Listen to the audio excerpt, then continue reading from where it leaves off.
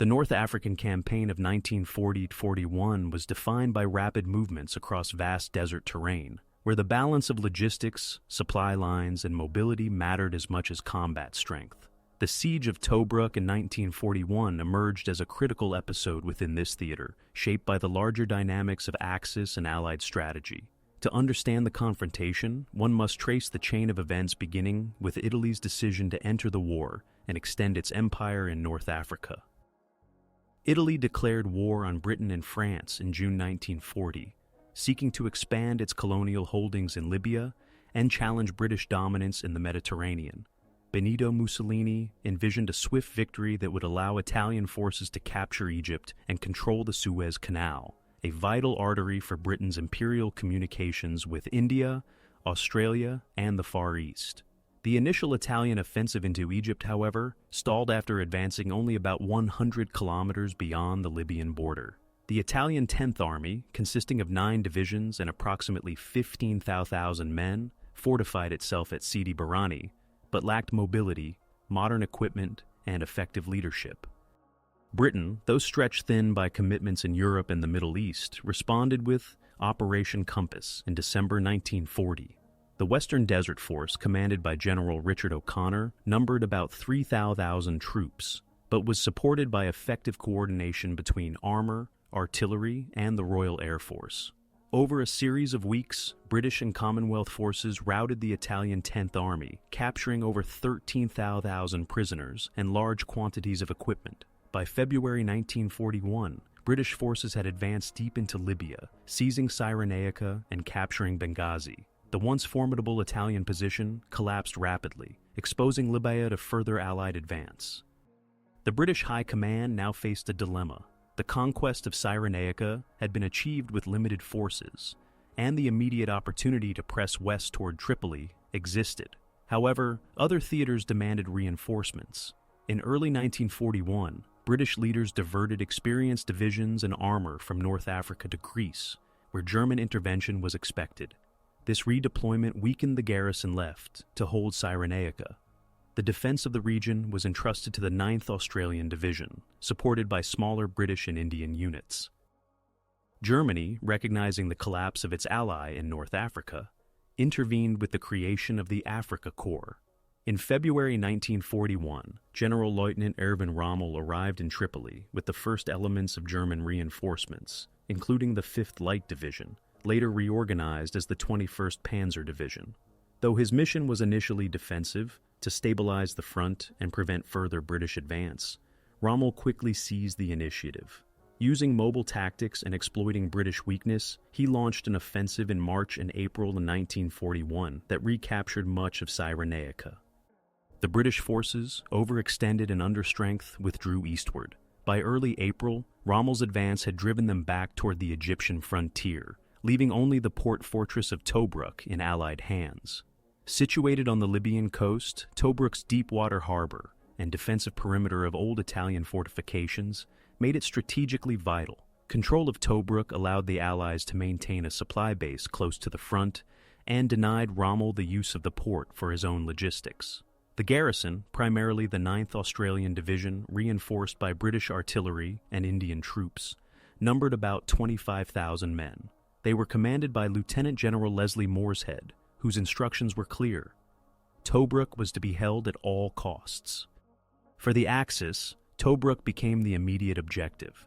Its capture would secure Rommel's supply lines, provide a base for further operations against Egypt, and consolidate Axis control over Cyrenaica. For the Allies, its defense represented both a strategic necessity and a political symbol. A prolonged defense would tie down German and Italian forces, disrupt their timetable for an advance on Egypt, and give Britain breathing space to rebuild its strength in the desert. Thus, by April 1941, the stage was set for a siege. The Africa Corps, reinforced by Italian divisions, surrounded Tobruk and began preparations for repeated assaults.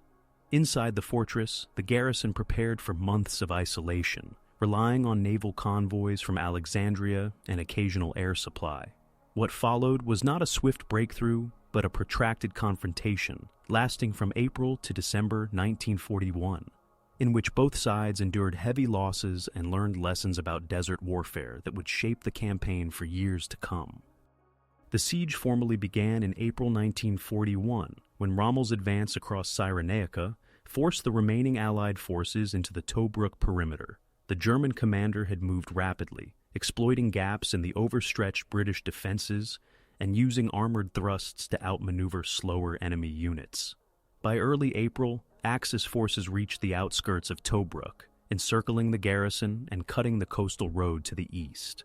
The defenders, primarily the 9th Australian Division under Lieutenant General Leslie Morshead, were ordered to hold the port fortress despite isolation from the rest of the Allied army.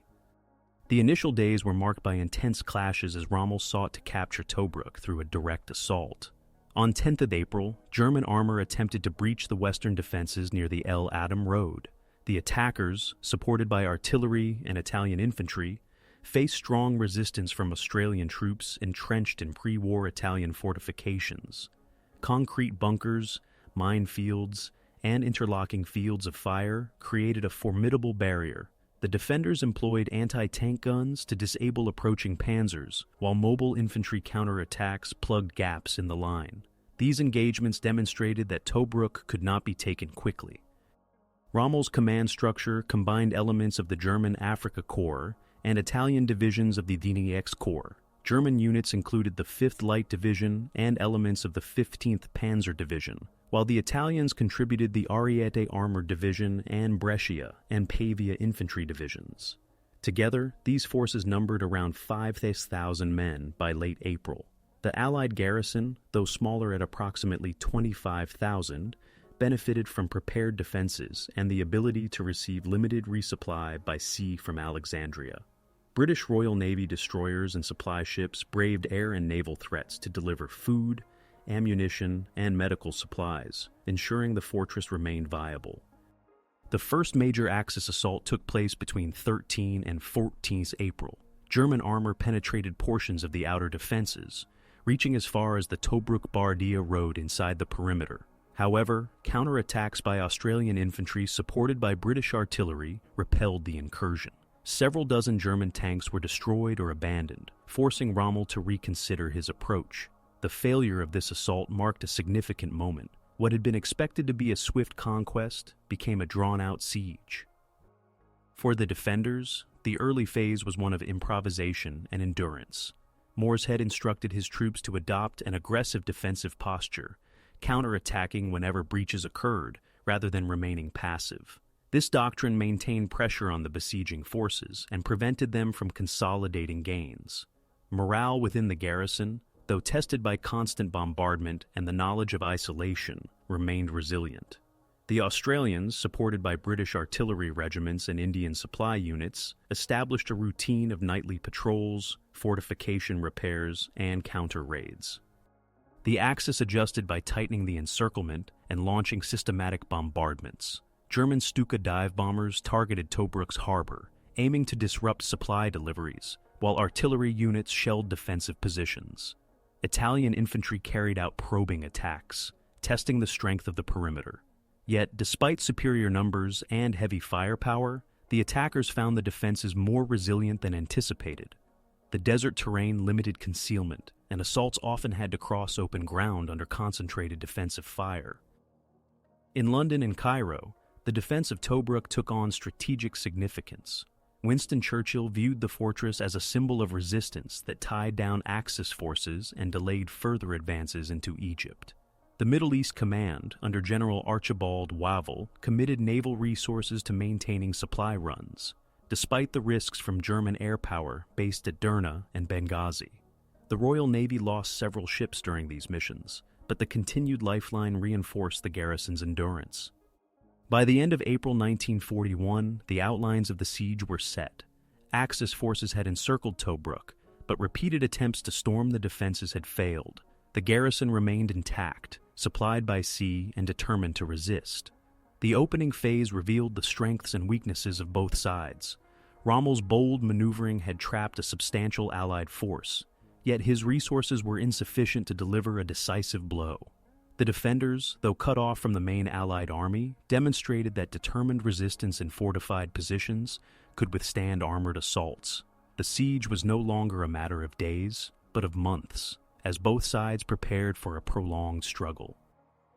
The confrontation at Tobruk evolved into a prolonged test of strategy, where the goals, doctrines, and logistical capabilities of both Axis and Allied forces became decisive factors.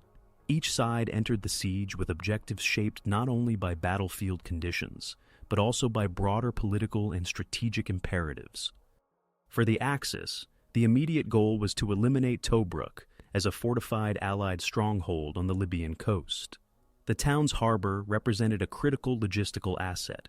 Without Tobruk, Rommel's Africa Corps depended on supply convoys stretching from Tripoli, more than 1,500 kilometers to the west. The long desert supply line consumed fuel and exposed convoys to constant Allied interdiction from the sea and air. Seizing Tobruk would shorten Axis supply distances by over 600 kilometers, allowing German and Italian forces to maintain forward positions near the Egyptian frontier. Furthermore, the fall of Tobruk would open the way to a renewed offensive against Egypt and the Suez Canal. For Adolf Hitler, the Mediterranean theater was secondary to the campaign against the Soviet Union, but Mussolini saw in North Africa the possibility of restoring Italian prestige. Rommel, though formally subordinate to Italian command structures, sought rapid victories that would consolidate Axis control over Libya and prove the effectiveness of mobile desert warfare. The Allies, meanwhile, saw Tobruk as a keystone of their defensive strategy. The British Middle East Command under General Archibald Wavell calculated that even if the main British and Commonwealth forces withdrew toward Egypt, Tobruk could serve as a forward bastion, tying down Axis divisions. The garrison, primarily the 9th Australian Division under Lieutenant General Leslie Morshead, supported by British artillery and Indian service units, was instructed to hold indefinitely. The objective was not merely to defend a port, but to force Rommel to commit manpower, armor, and supplies to a static operation, thereby slowing his capacity for deeper advances. Strategically, Tobruk also offered Britain an important propaganda symbol. The fortress, defended by troops from Australia, Britain, India, and later Poland and Czechoslovakia, became a showcase of Commonwealth cooperation and determination. Logistics defined the possibilities of both attackers and defenders. The Axis supply chain was hampered by multiple obstacles. Convoys from Italy to Tripoli faced constant risk from the Royal Navy and Royal Air Force based on Malta. Even when shipments arrived, unloading facilities in Tripoli were limited, and the road to the front was narrow and vulnerable to congestion. Rommel's insistence on maintaining armored thrusts strained fuel reserves, and vehicles often broke down in the harsh desert conditions. At the height of the siege, Axis supply convoys lost as much as 30% of their cargoes to Allied interdiction. This logistical fragility made the capture of Tobruk an operational necessity rather than a luxury. For the defenders, resupply by sea was dangerous but achievable. The Royal Navy organized convoys from Alexandria, relying on destroyers, sloops, and fast transports to deliver supplies under the cover of darkness. Despite attacks by Luftwaffe aircraft and Italian torpedo boats, the convoys succeeded in maintaining a steady if limited flow of ammunition, food, and reinforcements. The port of Tobruk, though under constant air attack, remained usable throughout much of the siege. The garrison adapted by unloading ships rapidly at night and dispersing supplies to minimize losses. On average, 2,000 tons of supplies per month reached the fortress, enough to sustain the defenders, but not enough for expansive operations. Doctrinal differences also shaped the siege. Rommel emphasized offensive maneuver, favoring armored breakthroughs supported by concentrated artillery and airstrikes. He believed that determined pressure would eventually wear down the defenders. However, the Tobruk perimeter, with its reinforced bunkers, minefields, and prepared artillery zones, neutralized the speed and mobility of Axis armor. Rommel's repeated assaults in April and May 1941 consumed tanks and infantry without producing decisive results. Italian divisions provided bulk manpower for encirclement and bombardment, but struggled in offensive roles against entrenched defenses. Morshead, in contrast, implemented a doctrine of aggressive defense. Rather than simply holding positions, the garrison conducted frequent counter-raids and patrols outside the perimeter. These actions disrupted Axis preparations, inflicted casualties, and maintained the initiative at the tactical level. The policy reinforced morale within the garrison, demonstrating that, even in isolation, the defenders were not passive targets. Australian units in particular became adept at launching night raids that destroyed Axis positions and captured prisoners. Propaganda played a parallel role. In Berlin and Rome, official communiques downplayed the failure to capture Tobruk quickly, portraying the siege as part of a methodical plan. Axis media emphasized air raids and artillery bombardments, presenting the fortress as a doomed outpost. In Britain, the defense of Tobruk was celebrated as evidence of Commonwealth endurance. Reports highlighted the multinational character of the garrison and emphasized the strategic importance of denying Rommel a forward base. Newspapers in Australia carried regular updates on the exploits of the 9th Division, cementing the siege as a defining episode in the nation's wartime narrative. Miscalculations affected both sides. Rommel underestimated the defenders' ability to sustain themselves by sea, assuming that Tobruk would collapse once isolated. He also believed repeated assaults would break morale, yet the garrison's determination grew stronger under pressure. The Allies, for their part, underestimated the difficulty of mounting a relief offensive from Egypt. Operations such as Brevity in May 1941 and Battle Axe in June failed to break the siege, partly because British armored forces were still recovering from losses in Greece and Crete. The result was a prolonged stalemate in which the garrison held but could not be relieved, and the besiegers invested heavily without decisive progress. By mid-1941, the strategic goals of both sides had diverged further. For the Axis, Tobruk became not only a military target, but also a matter of prestige. Rommel insisted on capturing the fortress to secure his supply lines and prove his command's effectiveness. For the Allies, Tobruk evolved into a strategic anchor that forced the Axis to commit disproportionate resources. Each side adjusted propaganda to sustain political support at home, while soldiers on the ground endured months of combat, shortages, and constant bombardment. The planning and strategic aims that crystallized in the spring of 1941 ensured that the siege of Tobruk would not be resolved quickly. Instead, it became a drawn-out confrontation in which logistics, doctrine, and political imperatives shaped every engagement. The initial expectation of a swift German victory gave way to recognition that Tobruk had become a fortress both militarily and symbolically, and that its fate would influence the course of the entire North African campaign. The first major engagements of the siege unfolded between April and early May 1941, when Rommel attempted to seize Tobruk by force before the Allies could fully consolidate their defenses. German units of the 5th Light Division and elements of the newly arrived 15th Panzer Division, supported by Italian infantry formations, launched coordinated assaults against the perimeter. The Tobruk defenses, constructed originally by Italian engineers before the war, consisted of a semicircular line of bunkers, trenches, and anti-tank ditches stretching for nearly 50 kilometers around the town. These were reinforced by minefields and artillery zones prepared by the Allied garrison after occupying the fortress. On 13 to 14th April, German armored columns attacked along the El Adem road sector. Approximately 70 panzers, supported by motorized infantry, attempted to penetrate the Australian-held positions. The assault initially gained ground, breaching parts of the outer wire and overrunning isolated outposts. However, concentrated anti-tank fire from 2-pounder and captured Italian guns halted the advance.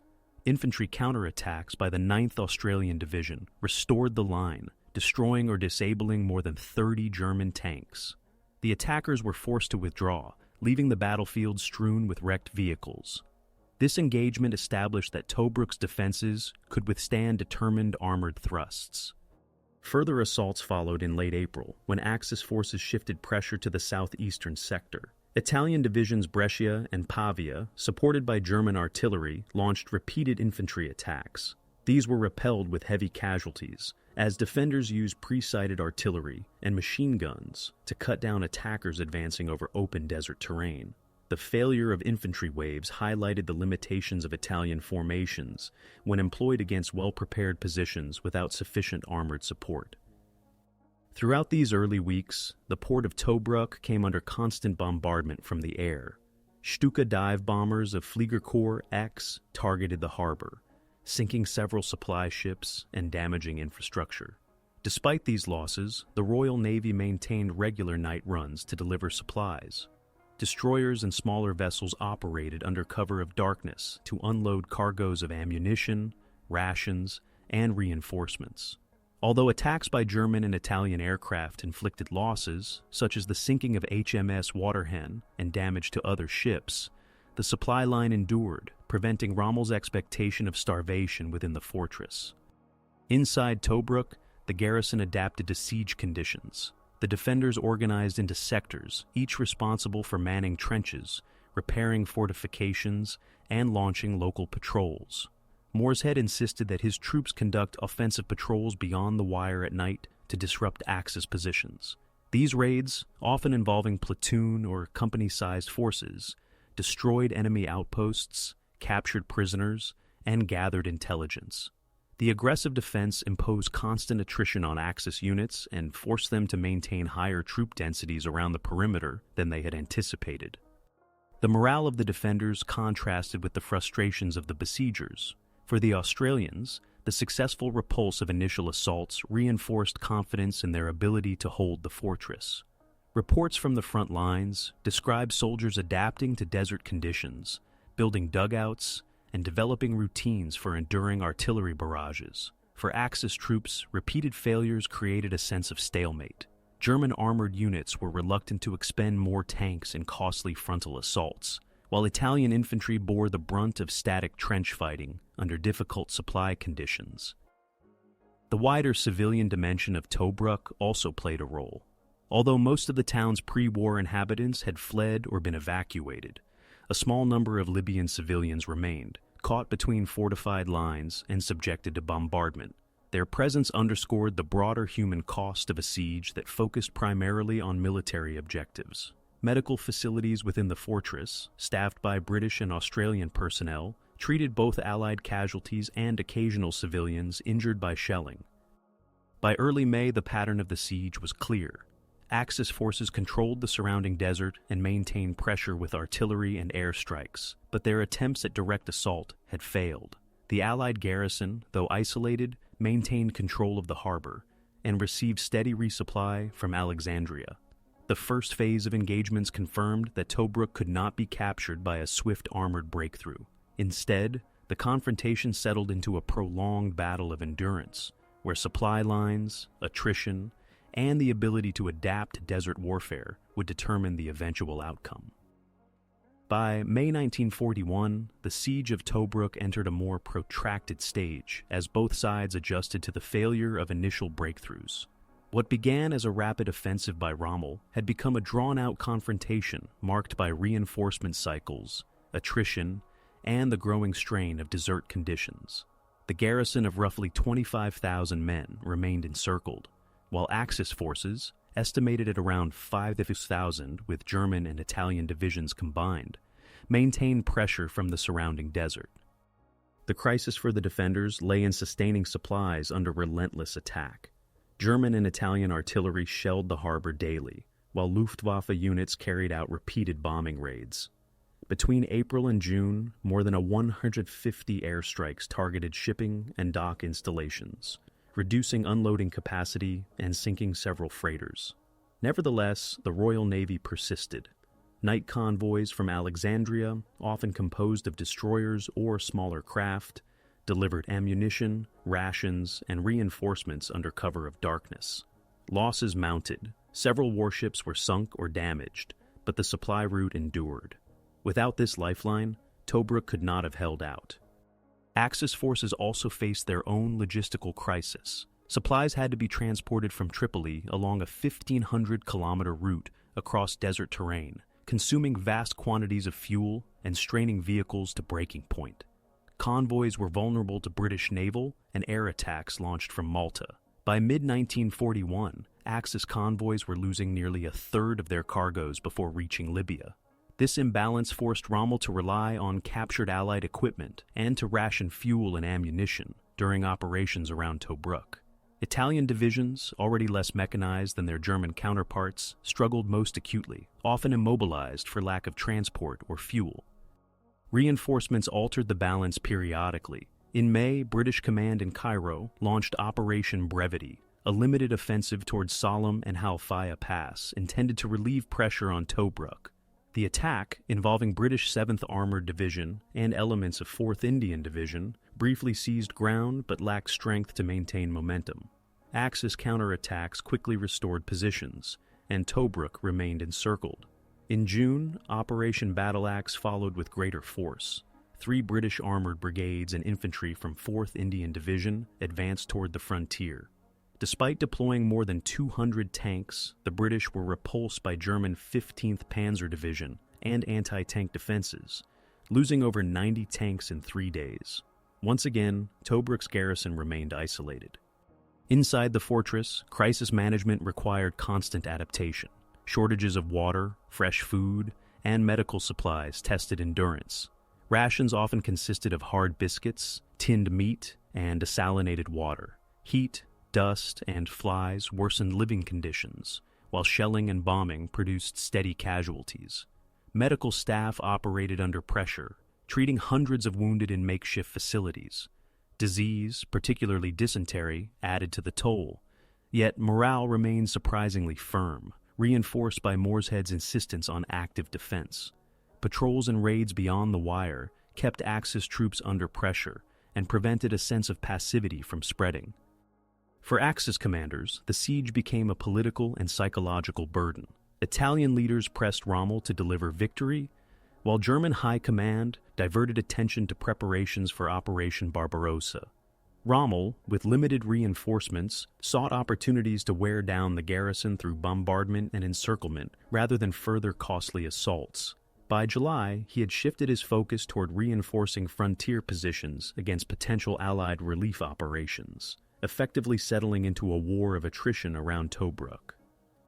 International responses added to the crisis atmosphere. In Britain, Churchill emphasized Tobruk's defense in speeches, portraying it as essential to delaying Axis advances toward Egypt and the Suez Canal. In Australia, public interest was intense, as the 9th Division bore the brunt of the siege. Reports highlighted their endurance under fire, turning Tobruk into a national symbol. German and Italian propaganda, in contrast, minimized failures and depicted the garrison as doomed, even as the months dragged on.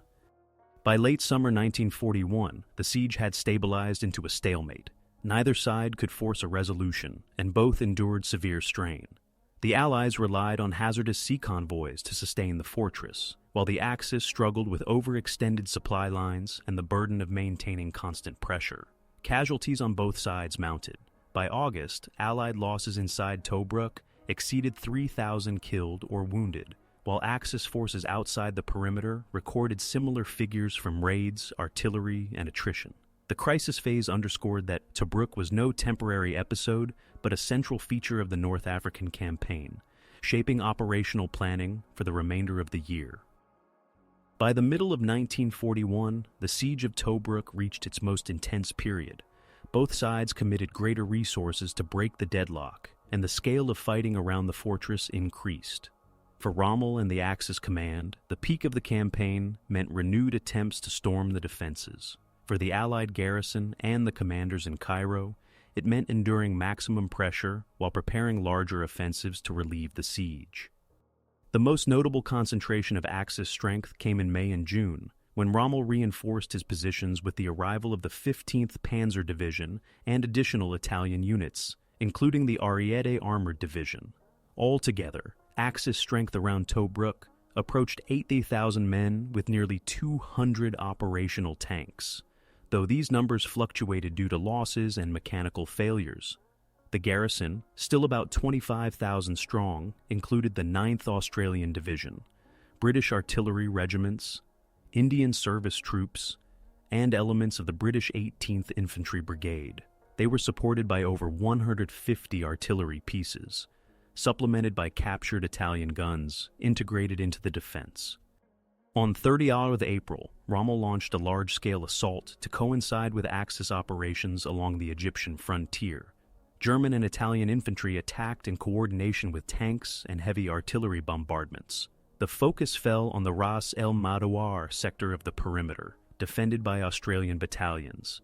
German engineers attempted to breach minefields and wire obstacles, allowing panzers to advance behind artillery barrages. The attackers briefly penetrated the outer defenses, seizing several strong points and forcing back local defenders. For a time, it appeared that a decisive breach might be achieved.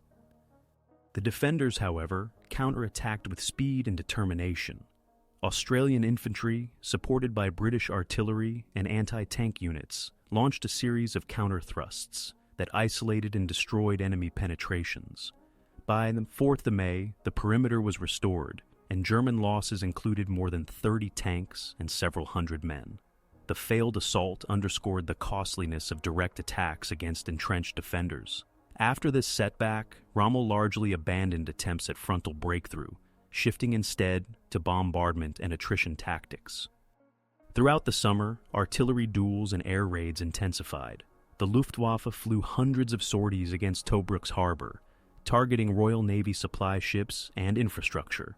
Stuka dive bombers inflicted serious damage, sinking vessels such as the destroyer, HMS Waterhen, and merchant transports carrying supplies. Yet, despite these attacks, the Royal Navy continued its supply runs, maintaining the garrison's ability to fight. Each night, destroyers and smaller craft made the hazardous journey from Alexandria, unloading food, ammunition, and reinforcements under constant threat. Losses mounted, but the Tobruk ferry service, as it became known, ensured that the fortress did not collapse from starvation or lack of ammunition. Inside the perimeter, the peak months were marked by heavy strain. Daily bombardments, shortages of fresh food and water, and high casualties wore down the garrison. Medical facilities treated thousands of wounded under austere conditions. Disease remained a persistent problem, with dysentery and skin infections spreading in the heat. Yet discipline and morale held firm, aided by Mooreshead's policy of aggressive defense. Night raids into Axis lines continued, inflicting losses and keeping besiegers off balance. These raids often captured prisoners, destroyed supply dumps, and damaged artillery positions. Meanwhile, the Allies outside Tobruk attempted relief operations. Operation Brevity in May and Operation Battle Axe in June sought to break through the frontier and relieve the fortress. Both offensives involved significant armored forces. Battle Axe alone fielded more than 200 British tanks, but both failed in the face of Axis counterattacks and well-prepared anti-tank defenses. British losses exceeded 100 tanks in Battle Axe, while German casualties were lighter. The failure of these offensives meant Tobruk would remain isolated through the summer, forcing its defenders to withstand the peak of Axis pressure unaided. For the Axis, the inability to capture Tobruk at the height of their strength marked a strategic disappointment. Rommel's forces held the initiative in the desert, pushing to the Egyptian frontier, but the stubborn fortress remained a constant obstacle. Each major assault consumed tanks, ammunition, and manpower that could not easily be replaced. Italian divisions, tasked with maintaining large stretches of the encirclement, suffered from shortages and low morale. The German High Command, preoccupied with the invasion of the Soviet Union launched in June, could not allocate additional reinforcements to North Africa. By August 1941, the siege had reached a plateau. The peak intensity of attacks had passed, and both sides settled into an extended confrontation. Axis forces continued bombardment and containment, while the garrison endured under constant strain. Casualties on both sides mounted into the thousands, and the harbor remained under ceaseless threat. Yet Tobruk stood, its defenses unbroken despite months of maximum pressure. The peak of the campaign had demonstrated the limits of Axis capabilities and the resilience of the Allied fortress, setting the stage for a prolonged siege that would only be resolved with larger operations later in the year. As the siege dragged into late summer and autumn of 1941, both sides turned increasingly to adaptation and improvisation to sustain the struggle. The prolonged nature of the confrontation forced commanders and soldiers alike to develop new methods of resistance, counterattack, and survival. By this stage, Tobruk was no longer simply a fortress under pressure. It had become a laboratory of desert warfare where tactics were tested and refined under constant threat. Inside the perimeter, Morshead continued his doctrine of active defense. Rather than remain static behind the wire, the garrison launched frequent raids and reconnaissance patrols against Axis positions. These operations, often conducted at night, targeted machine gun nests, artillery batteries, and supply depots. Platoon and company-sized forces infiltrated enemy lines, using stealth to surprise defenders and retreating before large counterattacks could be organized. Such raids not only inflicted losses but also gathered intelligence on Axis dispositions and disrupted their attempts to consolidate the siege. By autumn, more than 1,000 such sorties had been conducted, creating constant attrition for the besiegers. The garrison also adapted its logistical practices. Supplies brought in by the Royal Navy were dispersed immediately to prevent destruction by air raids. Makeshift workshops repaired vehicles and weapons using salvage parts, including captured Axis equipment. Engineers strengthened minefields and built dummy positions to deceive attackers. Medical services reorganized to cope with heavy casualties, employing captured Italian hospitals and converting buildings into treatment centers. Despite shortages, survival was sustained through ingenuity and disciplined rationing. Morale, however, required equal attention. Soldiers lived under ceaseless bombardment and endured extreme desert conditions. Water remained scarce, often rationed at less than 4 liters per man per day for drinking, cooking, and hygiene. Food was monotonous and consisted largely of tinned rations. Dust, heat, and flies added to discomfort, while long months of isolation weighed heavily on mental resilience. To counter fatigue, commanders rotated units within sectors of the perimeter and organized regular patrols to give troops a sense of initiative. Mail delivery from home, though irregular, was prioritized by the Royal Navy convoys to maintain morale. On the Axis side, adaptation took different forms. Rommel's forces built extensive trench systems and fortified gun positions around the Tobruk perimeter. Italian divisions manned large stretches of the encirclement, supported by German artillery and armor stationed at key points. Logistics remained the principal challenge. With supply lines stretched from Tripoli, Axis commanders established forward depots closer to Tobruk, but fuel shortages frequently immobilized units. Rommel ordered the use of captured British trucks and tanks to supplement his own, demonstrating the degree of improvisation required. Psychological adaptation was equally important for Axis troops. The inability to capture Tobruk quickly created frustration, yet propaganda emphasized the inevitability of victory. German communiques portrayed the siege as a methodical encirclement rather than a failed assault. Italian units, often assigned to static duties, endured lower morale, but leadership sought to maintain cohesion through discipline and rotation. The Luftwaffe and Regia Aeronautica intensified their bombing campaigns, attempting to compensate for ground stalemate with air power. Innovation also emerged at the operational level. The garrison's use of mobile anti-tank units, combining towed guns with trucks, foreshadowed later desert tactics. Axis artillery refined coordination between German and Italian batteries, employing creeping barrages during assaults. Both sides experimented with camouflage and deception to offset the exposure of open desert terrain. In this sense, Tobruk served as a proving ground for methods that influenced the wider North African campaign. The psychological toll grew more evident as months passed. For Allied troops, the label of Rats of Tobruk, originally coined by Axis propaganda, was adopted with pride, becoming a symbol of endurance. Yet the hardships were severe. Shelling, bombing, and disease inflicted steady casualties, with over 3,000 Allied killed or wounded by late 1941. Axis forces outside the wire suffered comparable losses from raids, artillery fire, and attrition. The desert itself became an adversary, wearing down men and machines alike. Adaptation extended beyond the battlefield. In Britain and Australia, Tobruk became a focal point of propaganda, with the defenders celebrated as an example of determination. The narrative boosted morale on the home front, even as families endured long absences and incomplete news of the siege. In Germany and Italy, official statements minimized setbacks, presenting the fortress as contained and doomed.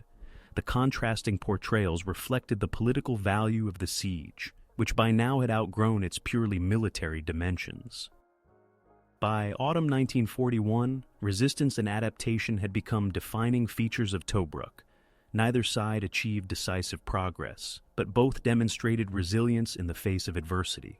The defenders transformed isolation into a form of active resistance, while the besiegers turned failure into a war of attrition. This phase of the siege revealed that victory in North Africa would not come from a single blow, but from the capacity to endure, innovate, and sustain operations in one of the harshest environments of the war. By late autumn 1941, the siege of Tobruk reached its decisive turning point. After more than 6 months of encirclement, the fortress remained in Allied hands, frustrating Rommel's ambitions and tying down valuable Axis resources. The key moment came with the launch of Operation Crusader, a large-scale British-led offensive designed to relieve Tobruk and regain the initiative in North Africa. Planning for Crusader began in October under General Claude Auchinleck, who had replaced Wavell as Commander-in-Chief, Middle East. Unlike earlier, smaller offensives such as Brevity and Battle Axe, Crusader was conceived as a major operation involving multiple corps-level formations. The British 8th Army, created for this purpose, fielded over 18,000 men, supported by around 740 tanks, and more than 1,000 aircraft. Its primary goal was to destroy Axis forces around Tobruk and reopen the coastal corridor to Egypt. The garrison, numbering about 25,000, was to break out simultaneously to link with the relief force. Rommel commanded approximately 8,000 Axis troops, including the 15th and 21st Panzer Divisions, the Ariete Armored Division, and several Italian infantry divisions. Though his armored units numbered around 400 tanks, many were mechanically worn and short on fuel. Axis air support, provided by the Luftwaffe and Regia Aeronautica, still maintained an advantage in tactical bombing, but faced growing Allied pressure from the Western Desert Air Force. Rommel's plan was to defeat British armored forces in open battle before they could reach Tobruk, then turn against the fortress. Operation Crusader commenced on 18th of November 1941.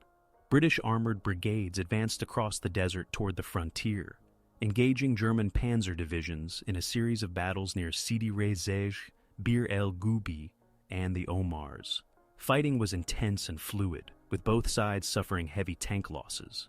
At Bir el Gubi, Italian Ariete Division repulsed a British armored brigade, demonstrating improved Italian performance when supported by armor and artillery.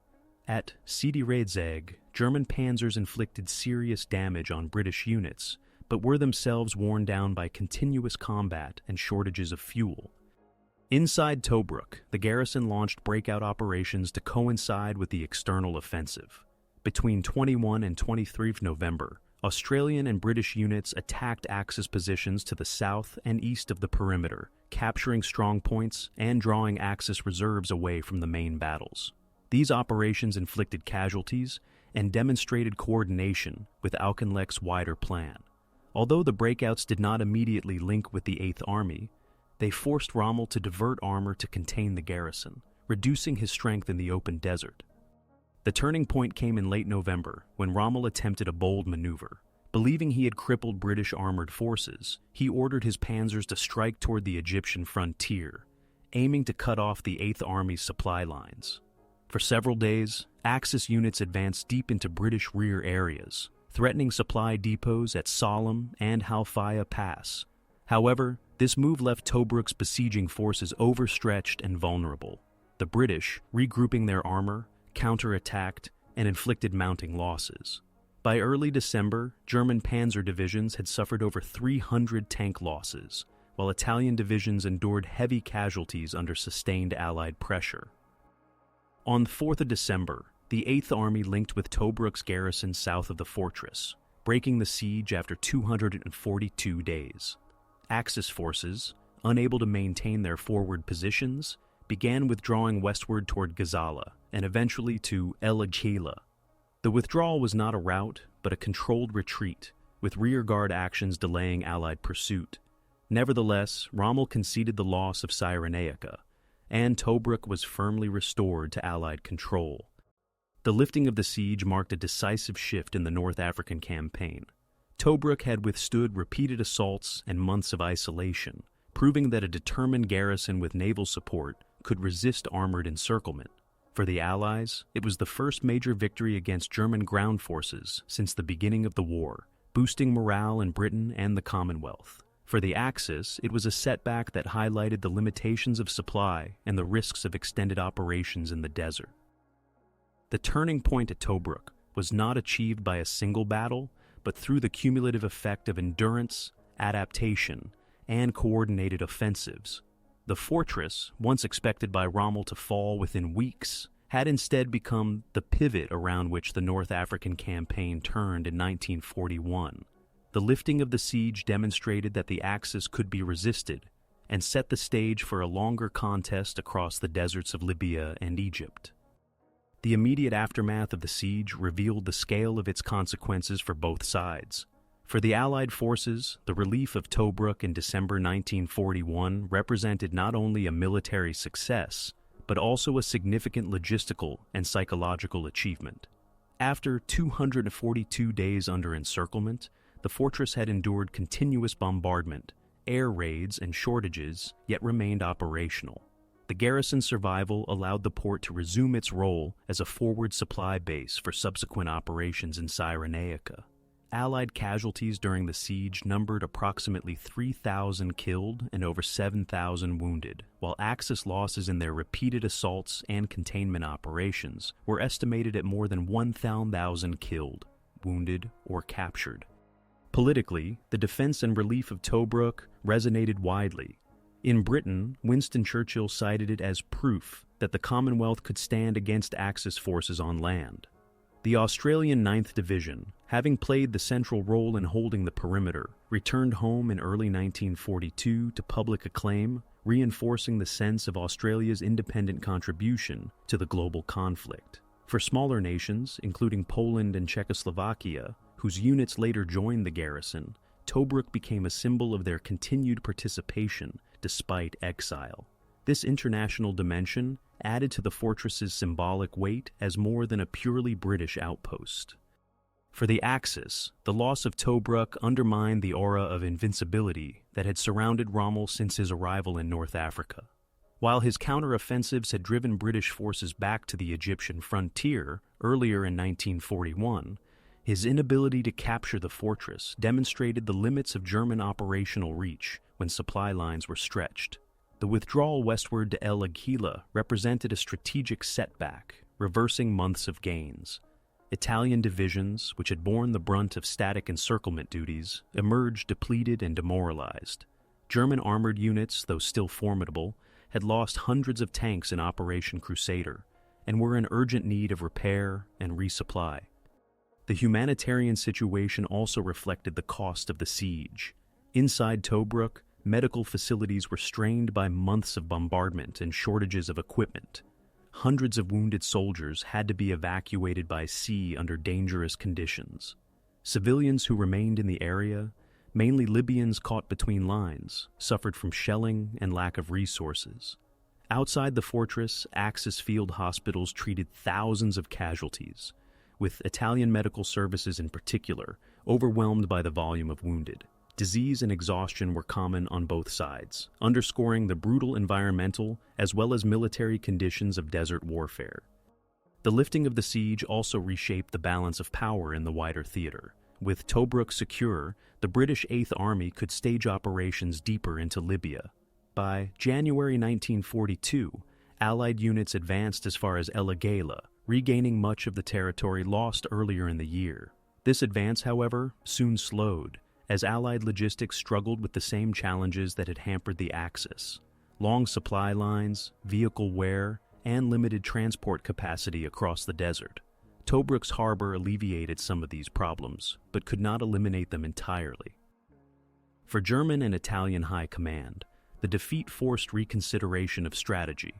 Berlin remained focused on the Eastern Front after the launch of Operation Barbarossa in June 1941, leaving the Africa course dependent on limited reinforcements.